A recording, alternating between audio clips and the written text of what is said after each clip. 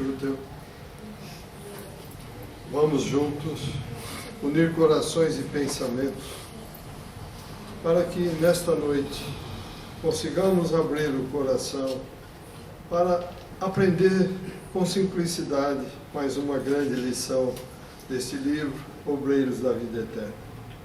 Que tenhamos perspicácia, que tenhamos vontade de tocar a vida, de tocar todos esses ensinamentos no dia a dia da nossa existência.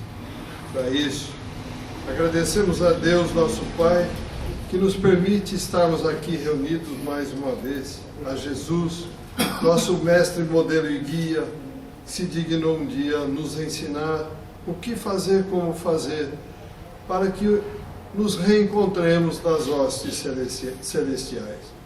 Vamos agradecer também a todos os irmãos do mundo espiritual que aqui estão presentes, trabalhando para que esta noite tudo aconteça dentro da paz, do amor, da harmonia e do equilíbrio do universo.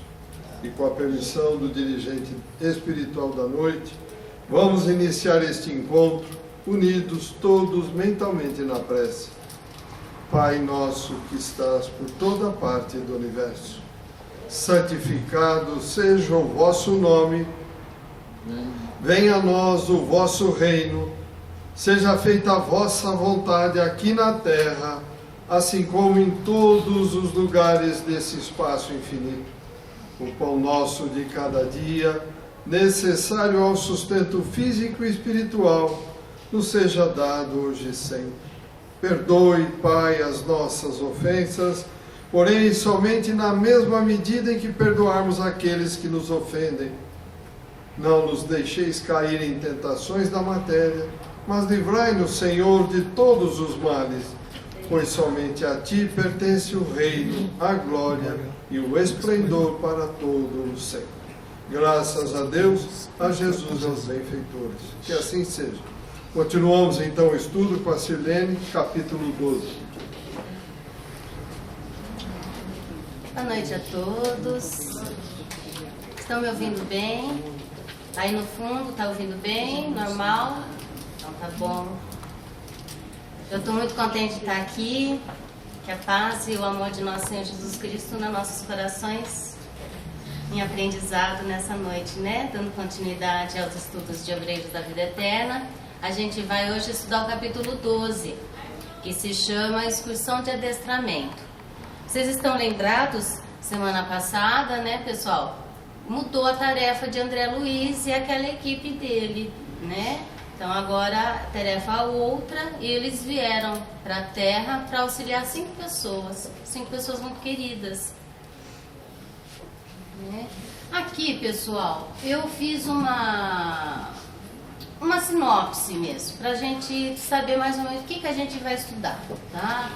Então, ele começa descrevendo, né, o lar de Adelaide, que é uma das pessoas que vão ser auxiliadas, né? A sala aberta ao público, as dificuldades advindas das emanações. Então, a gente vai falar um pouco sobre disciplina do pensamento, as características dos auxiliados, dessas 5 pessoas. Né, a abnegação do serviço cristão, sem personalismo. Então é um capítulo que vai e volta, ele vai falando um pouco sobre personalismo, sobre a verdadeira caridade, sabe? Em quarto, comentário sobre a prevalência da iluminação do espírito sobre a assistência material, a importância da formação da mentalidade cristã menos fundamentalista, ou seja, com obras e fé unidas sempre. É nesse capítulo que a gente tem aquela frase, né, que nada vale obras sem fé ou fé sem obras, né, justamente nesse capítulo.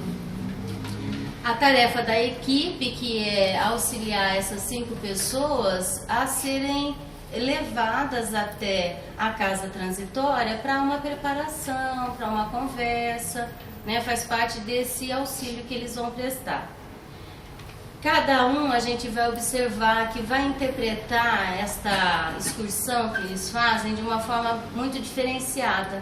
Cada um, nós vimos que são diferentes, têm religiões diferentes e vão ter essas interpretações diferenciadas.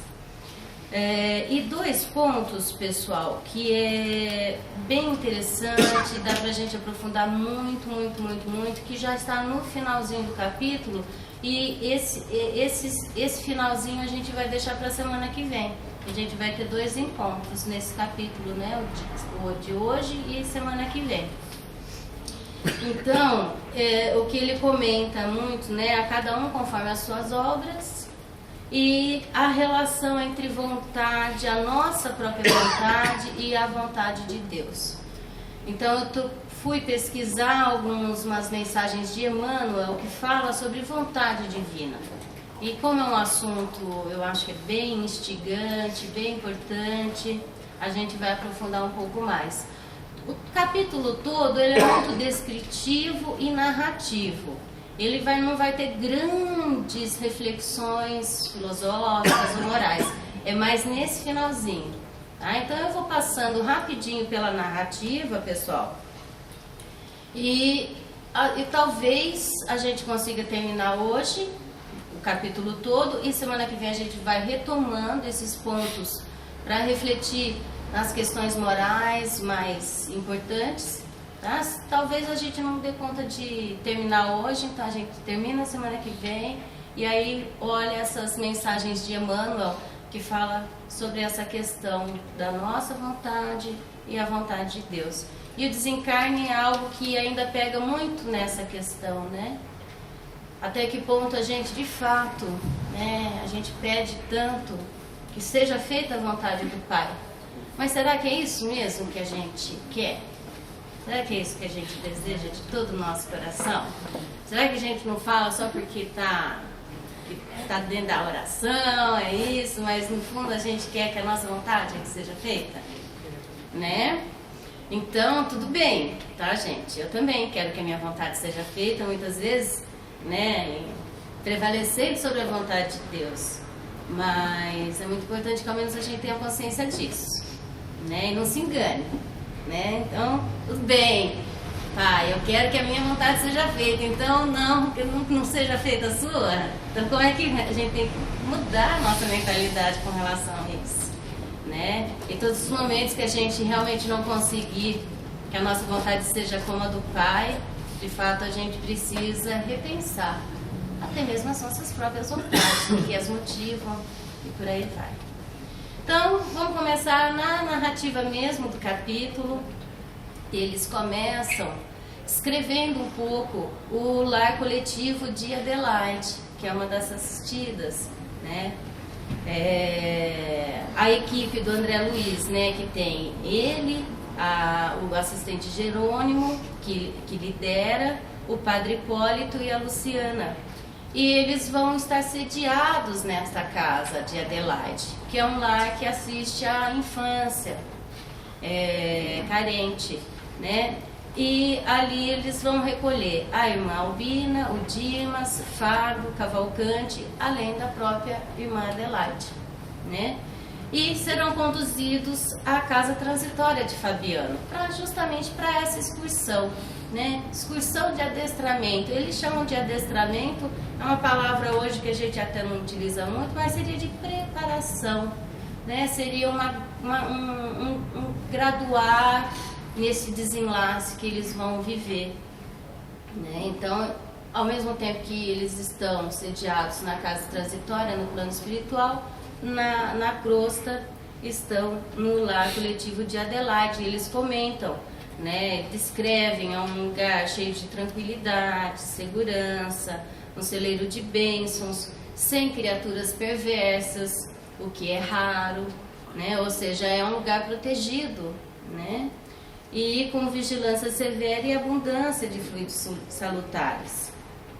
Aqui, pessoal, eu trouxe um resumo para a gente se lembrar um pouco deles, já que eles são o foco aí da tarefa do André e da equipe, né?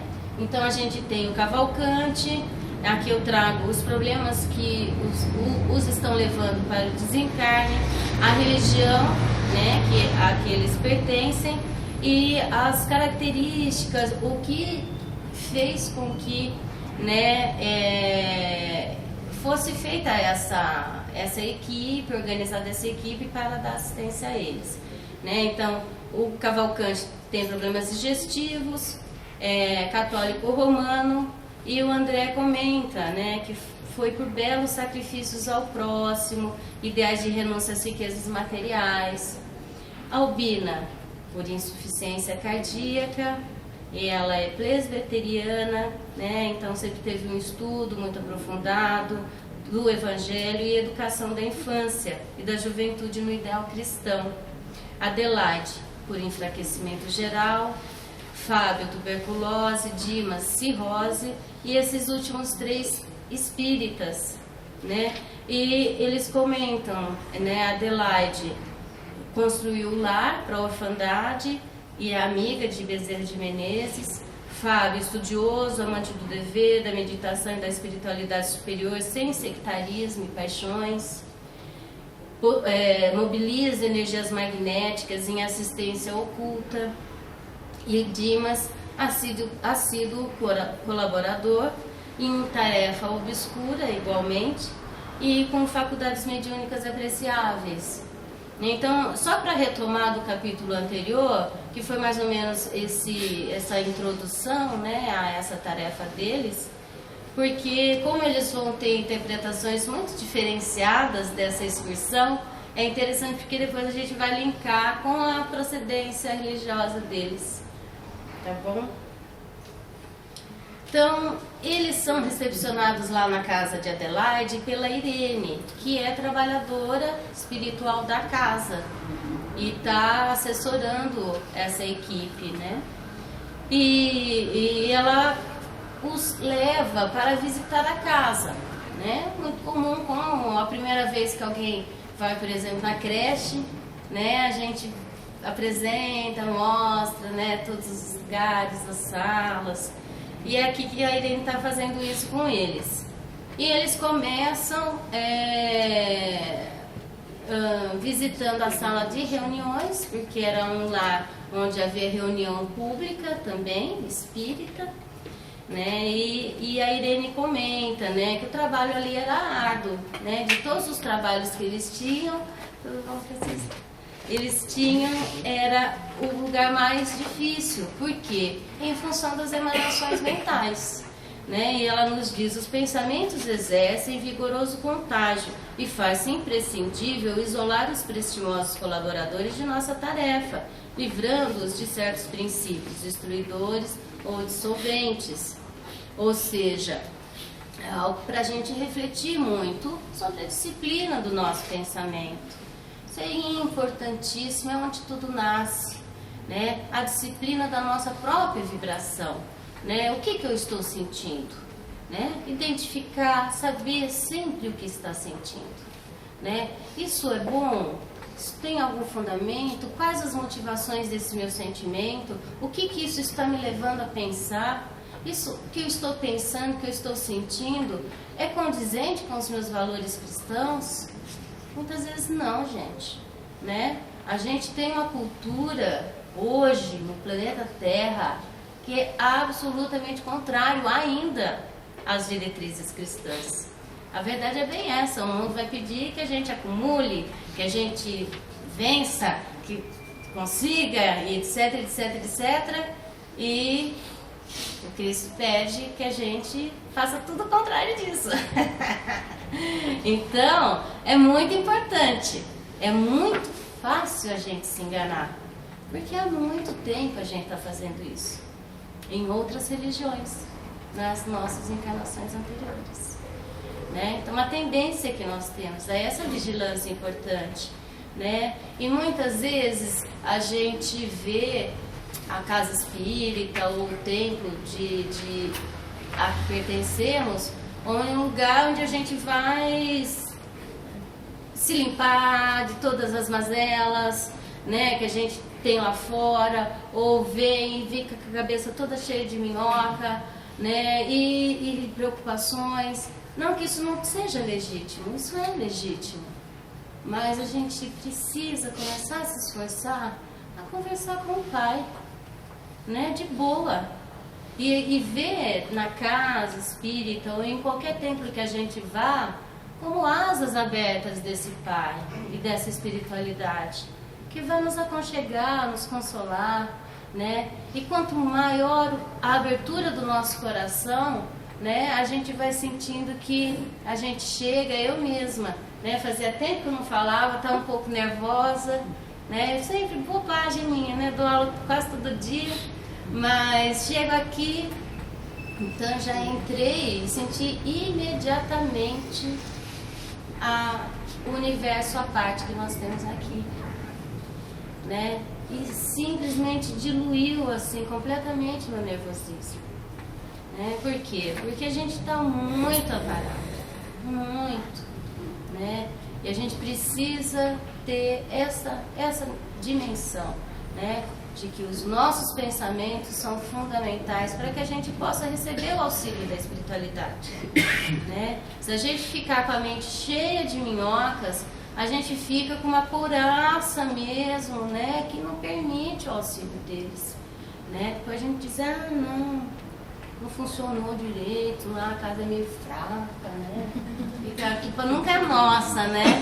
Mas a raiz está sempre em nós, né, gente? Sempre em nós. Isso é muito importante. André, comentando e vendo que havia muitos trabalhadores na casa de Adelaide, ele pergunta, reflete. Tanta gente a contribuir apenas no sentido de amparar algumas dezenas de crianças desfavorecidas no campo material? Estabelecia paralelo entre a fundação de Adelaide e a casa transitória de Fabiano, notando singular diferença. Lá, os rigorosos serviços de sentinela, o gesto de energia, a atenção do pessoal verificavam-se em virtude das necessidades inadiáveis de certa quantidade de infelizes desencarnados, para os quais a caridade constituía a lâmpada acesa, indispensável à transformação interior. Aqui, porém, via somente criaturinhas tenras que reclamavam de imediato, acima de qualquer outra medida, leite e pão, primeiras letras e bons conselhos. Valeria assim o dispêndio de tanta energia de nossa esfera? Irene vai indagar, né? Esta obra não se dedica apenas às necessidades físicas e intelectuais da infância desamparada, mas à evangelização e difusão de ideias salutares, com vistas à eternidade, de recapitulação do cristianismo através do espiritismo evangélico.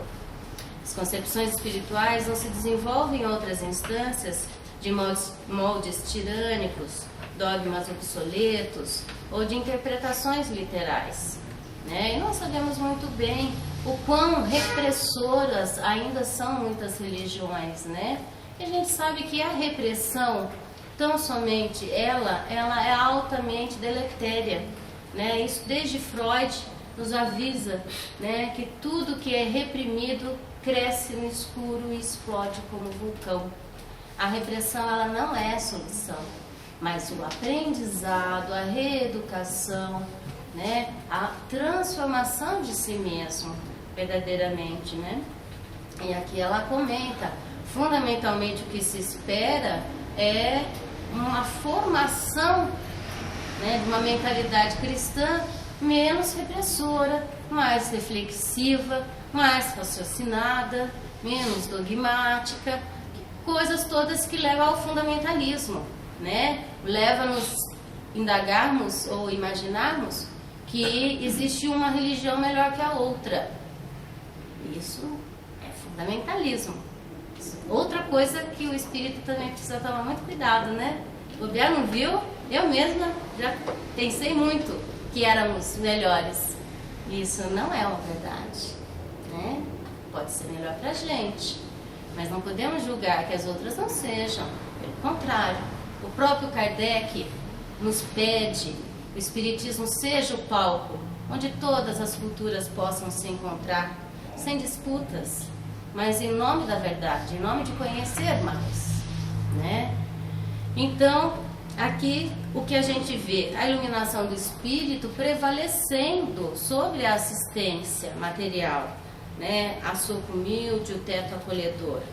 E Irene continua, entrelaçando deveres e dividindo-os com os nossos irmãos encarnados. No setor de assistência, conseguimos criar bases mais sólidas à semeadura das verdades imorredoras. Ou seja, as crianças evangelizadas desde cedo, a tendência é que sejam adultos evangelizadores, né? A serem pacificados desde pequeno, serão adultos, né, pacificadores. Então, a gente sabe disso a exaustão, né? A exaustão. No entanto, é complicado, né? A gente vê que a evangelização teve uma queda, infelizmente. Eu que sempre tive nessa área, em mocidade, a gente vê que a criança e o jovem está com um interesse menor. Eu que fui de mocidade, que participar de congressos de mocidades, ainda existem, né? Mas a gente sente que houve sim essa diminuição, né? As mídias, e todas elas na palma da mão, são muito mais sedutoras do que o evangelho, né, gente? E aí ela continua, a Irene, né? Não se levantam obras úteis para atestar a superioridade das ideias.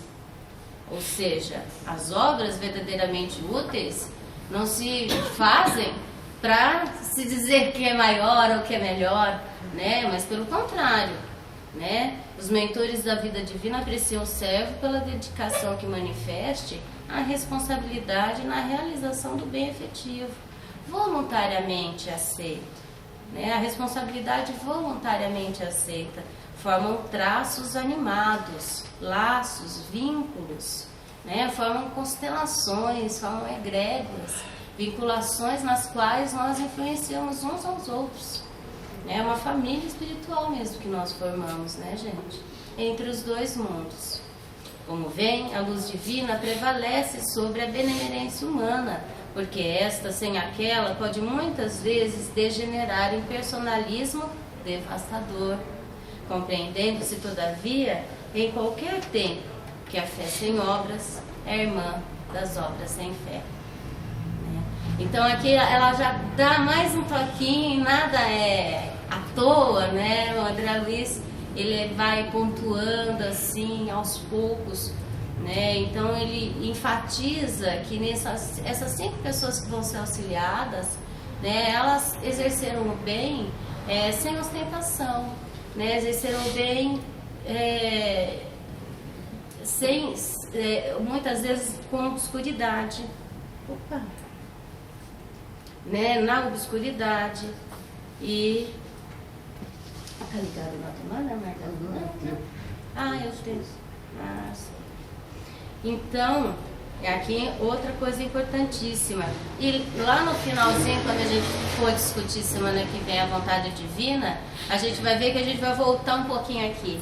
E o quanto é o personalismo que dificulta a nossa vontade coincidir com a vontade do Pai. Ou aceitarmos de boa a vontade do Pai. Aceitarmos de fato que Ele é a inteligência suprema, né? E nós os filhos. E nós devemos obedecer, né? Nós somos os pequenos do Pai. André Luiz comenta, ouvindo-a, percebi, acima de toda a preocupação individualista, que a difusão da luz espiritual na crosta terrestre não é ação milagrosa, mas edificação paciente e progressiva. As casas de benemerência social, sobre as águas pesadas do pensamento humano, funcionam como grandes navios de abastecimento à coletividade faminta de luz e necessitada de princípios renovadores. Passei a ver o estômago dos pequeninos em plano secundário, porque era a claridade positiva do Evangelho que inundava agora minha alma, convidando-me à contemplação feliz do futuro maior. É uma literatura maravilhosa, né, gente? André Luiz, ele concatena as palavras com beleza, né? Tem algumas citações assim que não tem coragem de não fazer, porque é muito bem escrito, uma beleza, né? E ele continua. Refundi minha apreciação inicial, enxergando mais uma vez naquele instituto a abençoada escola de espiritualidade superior, pelo ensejo de semeadura divina que proporcionava aos missionários da luz. Decorrido longo tempo, o assistente Jerônimo deu andamento à tarefa que eles iam executar, realmente de buscar aquelas 5 pessoas para levá-los em excursão à casa transitória de Fabiano. E o assistente Jerônimo pediu justamente, Luciana e Irene iriam buscar Albina, Padre Hipólito e André Luiz iriam buscar Dimas, Fábio e Cavalcante. E iam levar àquele compartimento que era o quarto de Adelaide, onde eles estavam. De onde seguiriam para a casa transitória de Fabiano em excursão de aprendizado e adestramento. Ambos os grupos partiram, em direção diversa. Utilizando a volitação, André Luiz comenta, com maestria, Hipólito interrogou-me bem-humorado. Já participara você de serviço igual ao de hoje, André? Confessei que não, André diz, rogando-lhe esclarecimento. E o padre Hipólito comenta, é fácil, tornou. Os que se aproximam da desencarnação nas moléstias prolongadas, comumente se ausentam do corpo em ação quase mecânica. Os familiares terrestres, por sua vez, cansados de vigílias, tudo fazem por rodear os enfermos de silêncio e cuidado. Desse modo, não é difícil afastá-los para a tarefa de preparação. Geralmente, estão hesitantes, enfraquecidos, semi-inconscientes, mas nosso auxílio magnético resolverá o problema. Conservar-nos-emos nas extremidades, segurando-lhes as mãos e, impulsionados por nossa energia, volitarão conosco, sem maiores impedimentos. Aqui eu trouxe uma imagenzinha, eles já se encaminhando, buscando, levando, mas tem uma outra imagem do projeto de imagem que eu trouxe que é bem bonita. Na residência de Dimas, eles dão uma injeção repousante, que Dimas estava agitado, notando-nos a presença, sondou-nos à disposição fraterna e perguntou, oh, meus amigos, será hoje o fim? Como tenho suspirado pela libertação? Padre Hipólito diz, não, meu caro, é preciso tolerar mais um pouco. O descanso, porém, não tardará muito. Venha conosco, não temos tempo a perder. O ex-sacerdote recomendou-me tomar a dianteira e, de mãos dadas os 3, rumamos para o rio em busca da moradia de Fábio, morava no Rio de Janeiro, que ligou-se prazeroso à pequenina caravana. Resolveram buscar Cavalcante numa segunda viagem, então eles levaram e depois foram buscar Cavalcante, que estava numa casa de saúde. Mostrava-se muito aflito por horríveis impressões de medo, dificultando os nossos melhores esforços. Foi encaminhado apenas após trabalho ingente de magnetização do nervo vago e, em seguida, a administração de certos agentes anestesiantes, destinados a propiciar-lhe brando sono. Os 5 doentes, Adelaide e Fábio, eram os únicos conscientes da situação. Os demais titubeavam, enfraquecidos, sem a noção clara do que ocorria. Cada irmão encarnado localizava-se entre 2 de nós, o André Luiz nos conta, de mãos entrelaçadas para permutar energias em assistência mútua. Utilizamos intensivamente a volitação, ganhando alturas. E aqui eu até destaco de mãos entrelaçadas para permutar energias em assistência mútua. Então, quem ainda tem dúvidas que quando nós damos as mãos, nos ligamos mais fortemente, André Luiz está aqui afirmando isso, Aqui a imagem do projeto Imagem, pessoal, que é muito bacana. E aí a gente vê todo mundo, O Padre Hipólito, a Luciana, a Albina, Todos esses que estão com um fiozinho, Que é o laço energético que liga a matéria, Eles ainda estão encarnados e eles estão sendo levados dentro do sono físico, gente? Tarde da noite, eles repousam, alguns ainda estavam acordados, vocês viram que foram dados anestesiantes, E aí para que eles adormecessem e fossem levados. Adelaide e Fábio, algo habituados ao desdobramento, assumiram discreta atitude de observação e silêncio. Eram espíritas, Os outros, porém, comentavam o acontecimento em altos brados, né? Uma vez que não estavam acostumados a essa comunicação com o plano espiritual, né?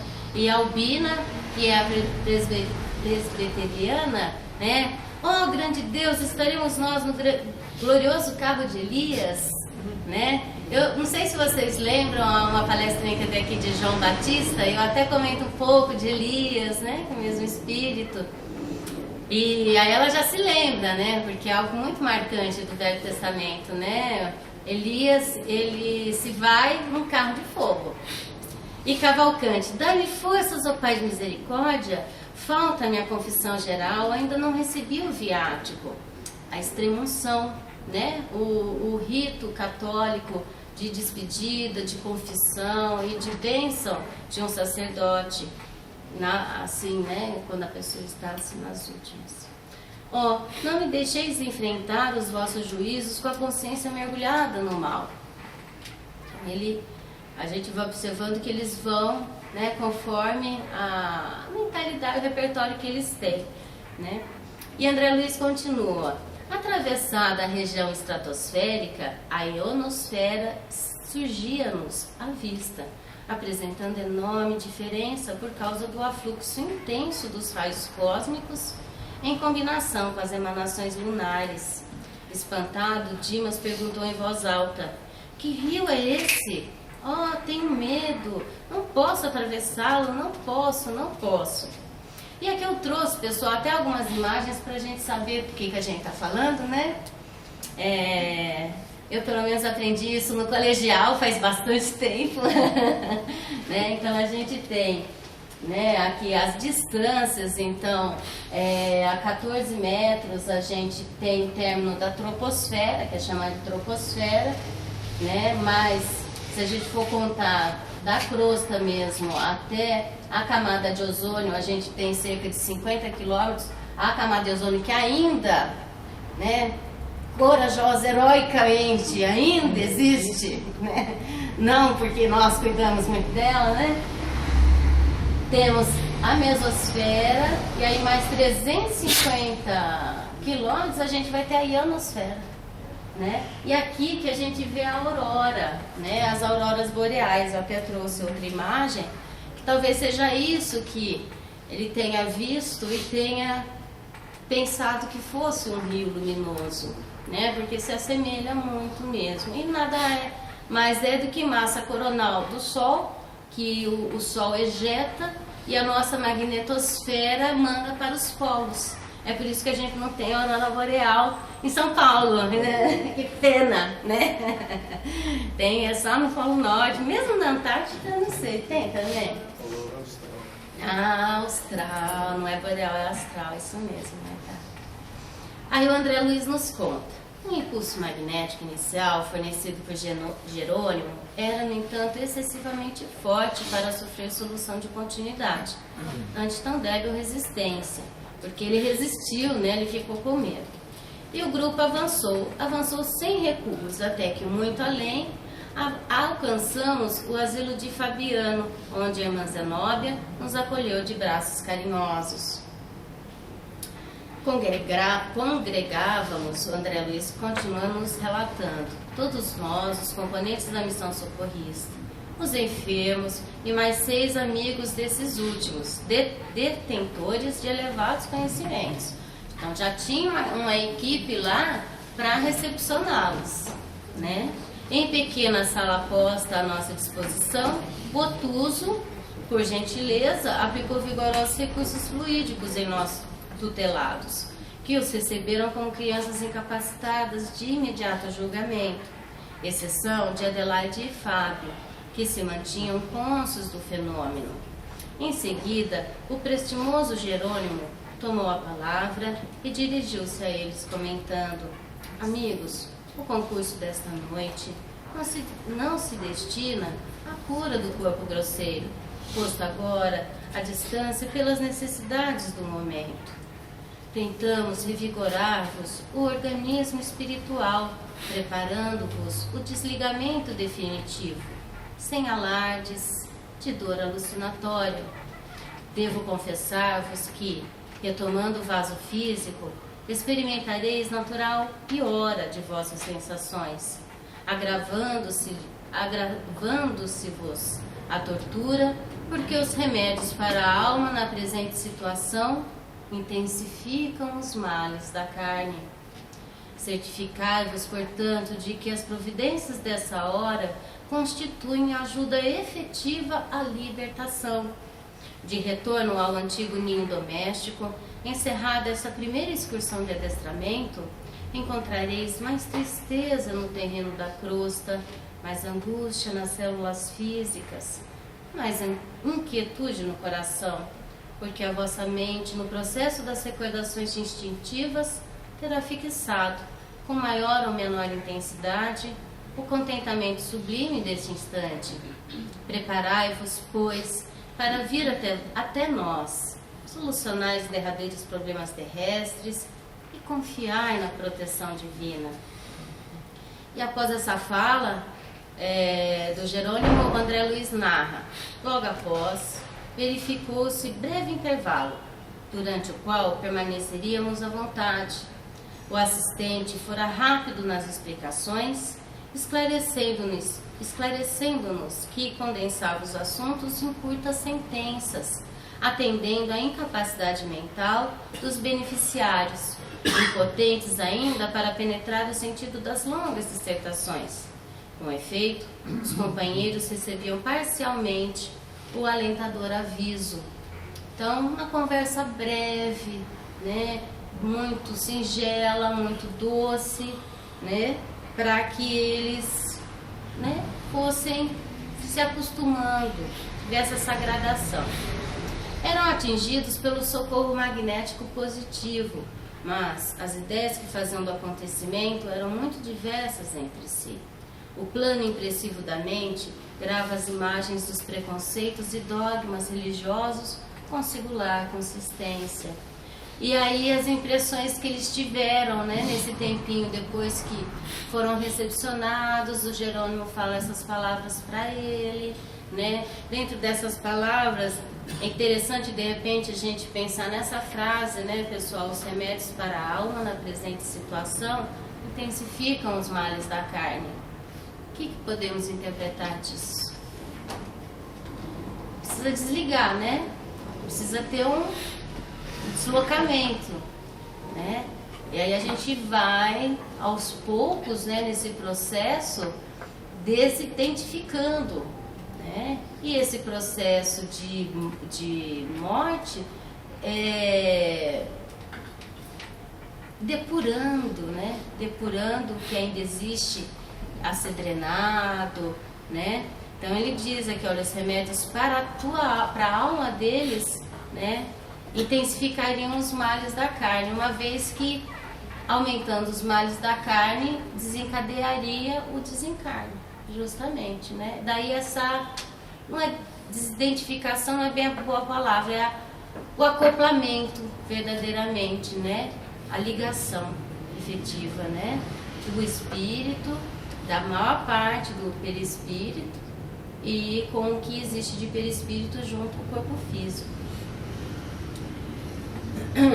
E aqui as impressões deles depois dessa conversa, né? Cavalcante, com expressão ingênua, pergunta, né, se estávamos no paraíso ou no céu. Albina lembrava as cenas bíblicas, se aquela era a casa do Senhor, mencionada no capítulo 8º do primeiro livro de Reis. Adelaide e Fábio, como eram espíritas, né, entregavam-se à reserva feliz da oração, porque estavam cientes de tudo que estava acontecendo, né? E Dimas, embriagado de felicidade pelo provisório alívio. Se a zona representava, ele pergunta, né, se aquela zona representava alguma dependência venturosa de Marte.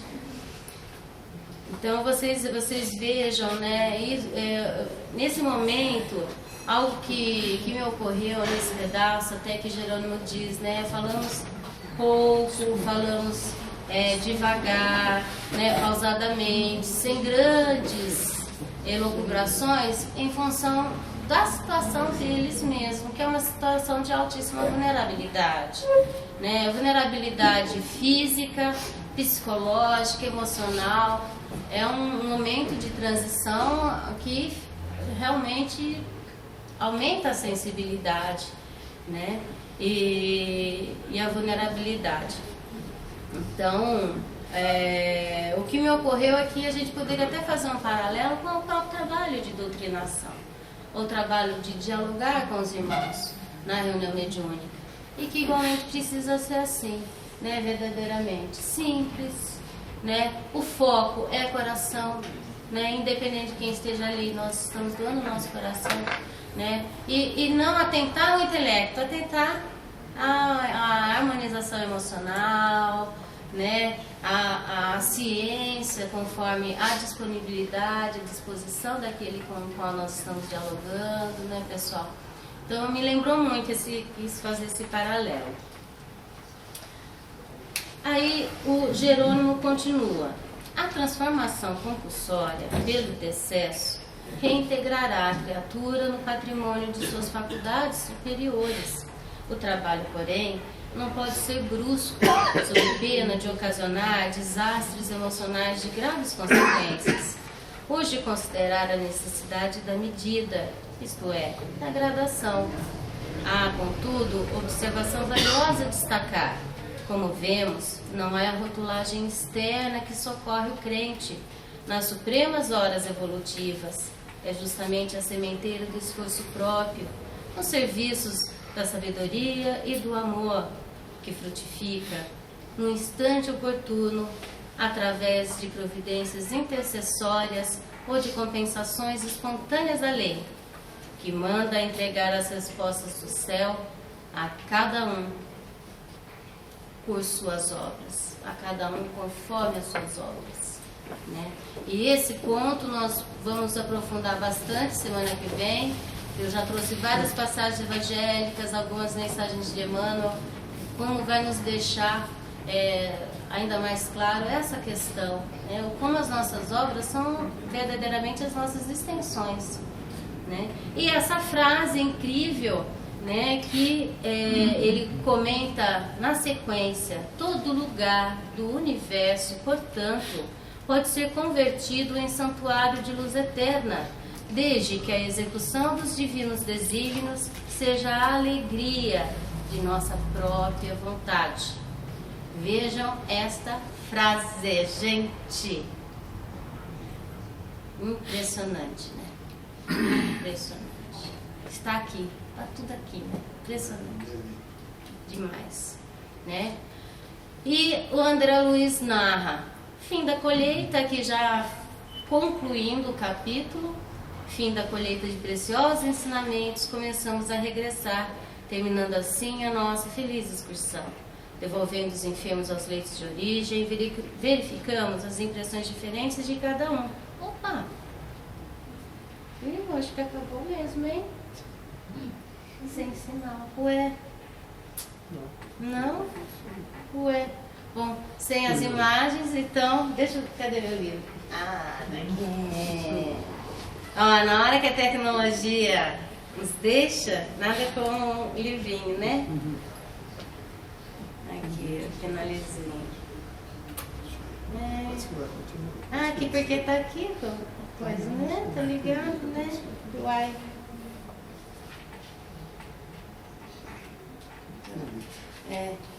Ruídos na comunicação, homem-máquina, viu, gente? Acontece sempre comigo.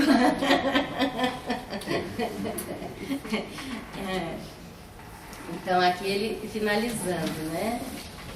Ele vem aqui.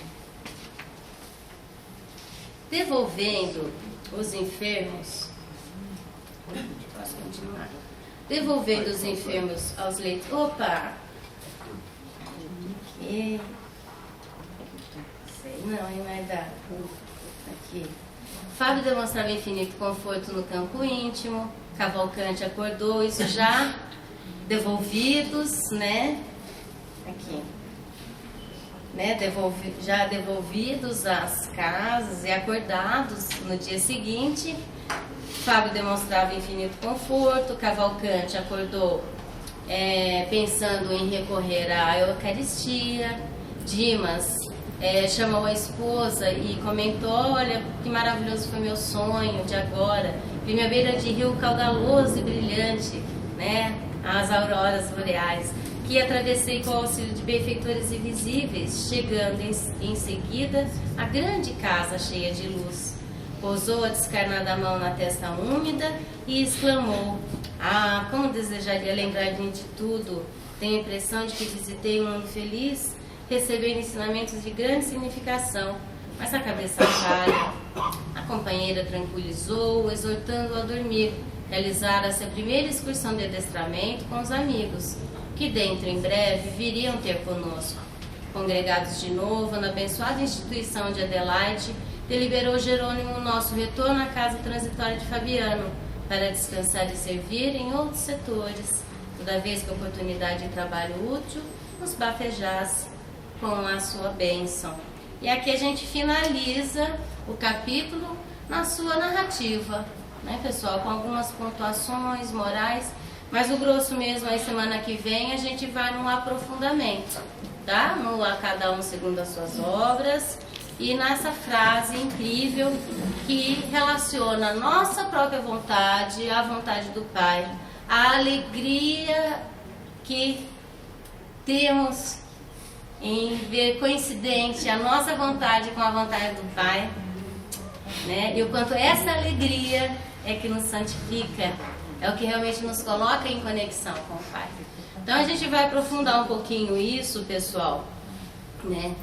E com esses textos de Emmanuel, que chama justamente Vontade Divina, que é muito bom, e ele vai nos colocando algumas questões, e a gente vai conversar sobre essa dicotomia, que às vezes pode acontecer algum equívoco, né, entre resignação e conformismo, que é algo que o Emmanuel nos coloca, e ainda de um outro livro, Assim Vencerás, é um livro pouco conhecido do Chico, é um livro incrível, que se chama esse capítulo, né, Na Execução da Divina Lei. E aí também ele vai falando uma série de coisas que são muito interessantes, e aí a gente pode pontuar todas essas, aprofundando, né, pessoal, essas questões, e retomando, tragam questões, releiam o capítulo, aproveitem, né, esse tempinho para se atualizar, quem não está atualizado aí nos capítulos, né, e tragam questões para a gente, né, ter um bate-papo, tá bom, pessoal? Alguma dúvida por hoje? Professora, me corrija se eu estiver errado. Nós somos espíritos revestidos de carne e que nós temos a missão de cuidar dessa carne até o desencarne. Você usou muita palavra aí, adestrar e doutrinar. A gente passa por esse processo até o desencarne e depois recebe a missão de voltar e fazer o mesmo trabalho, a mesma coisa, mas aprimorando, evoluindo. É isso que eu entendi ou não tem nada a ver? Não, a excursão que eles fizeram de adestramento, de preparação, foi em função dessa tarefa que a equipe de André Luiz, com o Padre Hipólito, a Luciana e o instrutor Jerônimo, foram incumbidos pela irmã Zenóbia de auxiliá-los. Eles, os 5, estão prestes a desencarnar. E como eles têm vínculos muito profundos com o nosso lar, já estiveram ali, têm corações queridos ali, e na Terra desenvolveram trabalhos grandiosos, né, de benemerência, grandiosos no que eu digo assim, para Deus, né, nem sempre que ele comenta, às vezes obscuros, né, sem alarde, né, mas e que nessa preparação foi feita para que o desenlace deles fosse mais suave, né, não fosse, tivesse uma preparação justamente, né, e aqui a gente observa, no caso, os que tinham a religião espírita, tinham mais consciência, porque já sabiam, já tinham feito o desdobramento, já se conhece essa questão da comunicação com o plano espiritual, então para eles não haviam grandes novidades, mas para os outros de outras procedências religiosas teve, né? Sim, nós somos verdadeiramente espíritos que voltamos reencarnamos, quando a gente volta, a gente vê isso no Missionários da Luz, né? Na história do reencarne de Segismundo, e a gente volta, existe um processo de nos tornar miniaturas, e efetivamente a gente vem com o corpo mental, e que tá lá, tudo que nós somos, a nossa individualidade. É o corpo mental que vem, sacola para o óvulo, e o espermatozoide masculino é escolhido. Quase sempre para quê? Porque a gente tem projetinho. A gente encarna com projeto, com missão, né? E muitas vezes essa missão é drenar uma série de mazelas, né, que vão se manifestar na matéria. Por exemplo, numa encarnação eu bebi até morrer. Então eu destruí o meu fígado. Eu não tenho, quando eu desencarno, a destruição física que eu fiz no fígado, ela se transfere para o perispírito. E aí eu tenho que sarar esse fígado, reencarnando, né? Só o amor constrói. Quando a gente recebe a graça de reencarnar, uma das missões é cuidar desse revestimento, dessa carne, para que haja como se fosse uma prova, né? Sim. E saber no caso, doutrinar e adestrar, como você disse. né? Sim. Essa preparação, esse treino evolutivo a gente tem todo segundo, todos os instantes. Só tem que ter olhos de ver e ouvidos de ouvir, né? Mas a gente está sempre em treinamento evolutivo, né? De algumas maneiras, mais rapidamente. No caso do exemplo que eu dei do fígado, ele vai vir um bebê, pode vir um bebê já com problema de fígado, né? E aí todo o amor da mãe, o amor do pai, o amor da medicina, o amor dessa parentela e dele mesmo, o amor que ele for doar, porque o amor que a gente dá, a gente cultiva em nós.